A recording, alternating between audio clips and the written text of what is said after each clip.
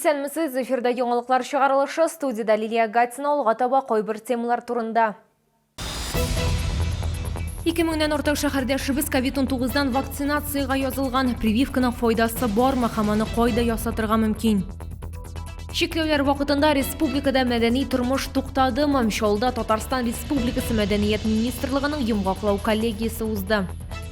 Татарстанда таксистларны масса күләм тикшерү узды. Профилактик операция барышында 6000-гә якын такси тикшерелде. Алар арасында хукук бузучылар бармы?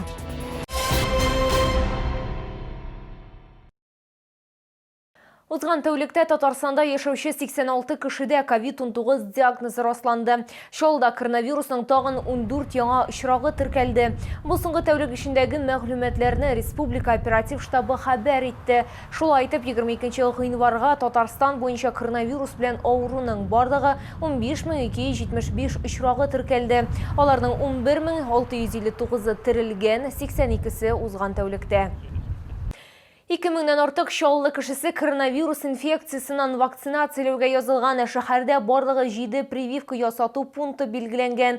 Вакцина килгән саен барлык теләүчеләр 2 һәм 5 шәһәр хастаханәләре базаларында, сугыш ветераннары госпиталендә һәм шулай ук 3, 4, 6 һәм 7 шифаханәләрдә прививка ясата алачак. Бүген безнең төшерү төркеме кызыл зонада эшләүче 5 шәһәр шифаханәсе хирургы белән очрашты. Ул инде 2 тапкыр COVID-19-дан вакцинация ясаткан.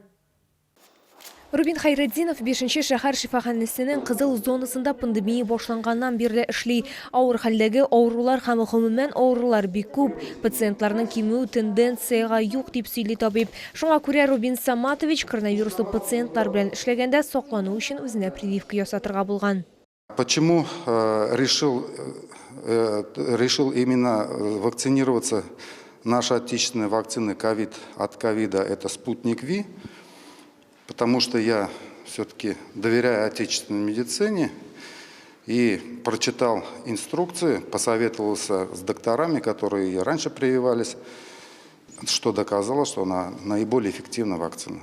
Я уже сделал вторую вакцину, уже прошло 8 дней после второй вакцины. Что после первой вакцины, что после второй вакцины, никаких ощущений не было. Ни слабости, ни мышечной боли, ни суставной боли, ни температуры, ничего не было. Хәзерге вакытта коронавирустан вакцинаны медицина хезмәткәрләре генә түгел, һәркем ясата ала. Шәһәрлек барлык шифаханәләрендә теләүчеләр өчен түләүсез вакцинациягә алдан язылу бара. Распределение вакцины будет производиться с учетом количества записавшихся на предварительную вакцинацию в том или ином лечебном учреждении. Также записаться теперь можно на портале государственных услуг Российской Федерации. Для этого нужно перейти по ссылке «Вакцинация против COVID-19». Вакцинаның зур партиясы килгәннән соң 2 һәм 5 шәһәр шифаханәләре базасында, сугыш ветераннары госпиталендә, шулай ук 3, 4, 6 һәм 7 шифаханәләрдә прививка пунктлары булдырылачак. Шәһәрдәшләргә экраннарда күрсәтелгән телефоннар буенча язылырга мөмкин. Лилия Гатина, Айдар Мусин, яңалыклар. Шолда Татарстан Республикасы Мәдәният министрлыгының йомгаклау коллегиясе узды. Ел сайын бу чара Казанда уза иде. Ни өчен утырышны безнең шәһәрдә оештырдылар һәм республиканың мәдәни тормышында коронавирус пандемиясе ничек чагылган? Толырак халдагы материалыбызда.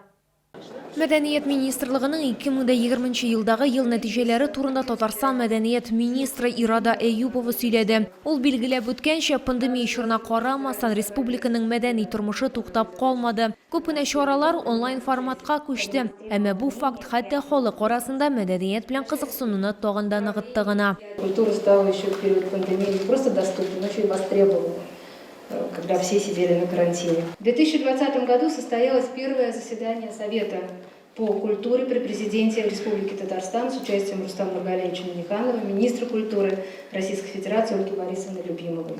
Основной темой Совета было обсуждение стратегии развития культуры Республики Татарстан, и в настоящее время завершается межведомственное согласование данного документа. Икенче спикер булып Менделеевск районының Тойгужа авылы мәдәният йорты җитәкчесе Гөлнара Гайфетдинова чыгыш ясады. Ул Тойгужа авылында үзешчән сәнгатьнең этно-мәдәни проектын тормышка ашыру аша халык традицияләрен яңарту турында сөйләде. Гөлнара элекеге банк хезмәткәре, аның мәдәният өлкәсендә һөнәри белеме юк. 2 года назад я получила удар судьбы и решила кардинально все поменять и осуществить свою давнюю мечту. уйти в культуру и поставить татарские спектакли. В поиске актеров только были сложности, и все. И то уже со временем они уже сами подходили и говорили: Гуляра, можно я буду участвовать в твоем спектакле? Мы участвовали в международных конкурсах, где получили лауреаты первой степени с нашим спектаклем «Куйрык Сусандугаш» Фанисия Яруллина. Шунысында белгілеп өтерге керек, пандемия елында Шоллыда элекеге Колизей бинасын реставрациялауден тыш Рус драма театры үшін яңа бина түзүгө дә кириштиләр. Моннан тыш ел ахырында капиталь ремонттан соң балалар театрын сәнгать мәктәбе һәм музыка мәктәбе ачылды. Лилия Гатина, Валерий Новожилова, Айдар Мусин, яңалыклар. Татарстанда таксистларны масса күлем тикшеру узды. Профилактика операция барышында юл патруль хезмәте вакилләре багаж һәм пассажирлар ташу эшчәнлеген тормышка ашыруга, машина йөртүчедә таныклык, юл кагазьләре булуга, шулай ук транспорт чараларының техник торышына игътибар юнәлтте. Рейдлар вакытында барлыгы 6000-гә якын такси тикшерелде. За нарушение правил дорожного движения в отношении водителей такси составлено более 1500 административных материалов. Выявлено 5 фактов управления водителями легковых такси в нетрезвом состоянии, в том числе возбуждено 1 уголовное дело за повторное управление в состоянии опьянения. 6 фактов управления водителями лишенными и не имеющими права управления, 47 фактов перевозки пассажиров и багажа водителям, не имеющим разрешения на осуществление данной деятельности. Моннан тыш жеңіл такси белән техник яктан төзек булмаган хәлдә идарә итүнең 95 очрагы ачыкланды. Шуның 14-е руль идарәсенең һәм тормоз системасының техник җитешсезлекләре булган транспорт чаралары белән идарә итү белән бәйле. Жеңіл такси йөртүчеләренең юл хәрәкәте кагыйдәләрен бозуларын профилактикалау эше дәвам итәчәк. Шолга Сорман районының Зурнырке явында нефть предприятиясы территориясында шартлау вакытында зыян күргән ир-атны китерделәр. Башлангыч мәгълүматлар буенча ачык майданчыкта һава белән сынау вакытында суны башлангыч җибәрү җайланмасы шартлый. Фаҗига нәтиҗәсендә 2 кеше һәлак була. Исән калган хезмәткәр авыр хәлдә ашыгыч медицина ярдәме хастаханәсенә китерелә. Табиблар аның аяк-кул һәм күкрәк читлеге җәрәхәтләрен ачыклый. Вакыйга урынына район прокуроры Татьяна Федоровская шахта. Надзорное ведомство совместно со специалистами проверит соблюдение правил безопасности при производстве работ. На особый контроль взято расследование уголовного дела по статье «Нарушение правил безопасности на взрывоопасных объектах», повлекшее по неосторожности смерть 2 лиц. Әгәр сезне берәр проблема борчыса, яки шатлыклы хәбәр җиткерәсегез килсә, безнең редакциянең кайнар элемтә телефонына шалтыратыгыз. 51-31-31 номеры тәүлек буена эшли. Кызыксынган яки борчыган сорауларыгызны WhatsApp хезмәтенә дә юллый аласыз.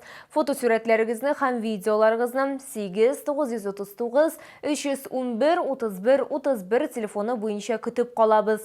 Безнең хәбәрчеләребез сезнең белән элемтәгә кереп проблемагызны хәл итәргә булышыр. Кирәкле җитәкчеләр белән күзгә-күз очрашырга ярдәм итәр.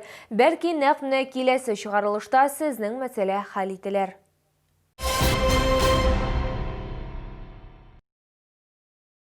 Удмуртияның Ува санаториясы сезне сәламәтләндерү үтәргә һәм ял итәргә чакыра. Ува санаториясында 6 көннән башлап дәвалану курсларына юлламага 14 февральгә кадәр 15% ташлама гамәлдә.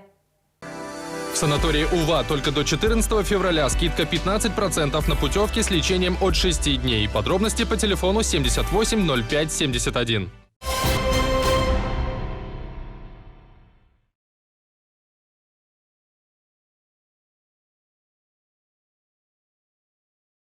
Бу сезгә җиткерәсе соңгы мәгълүматыбыз иде. Мин Лилия Гатина сезнең белән сау булашам. Исән-имин булыгыз.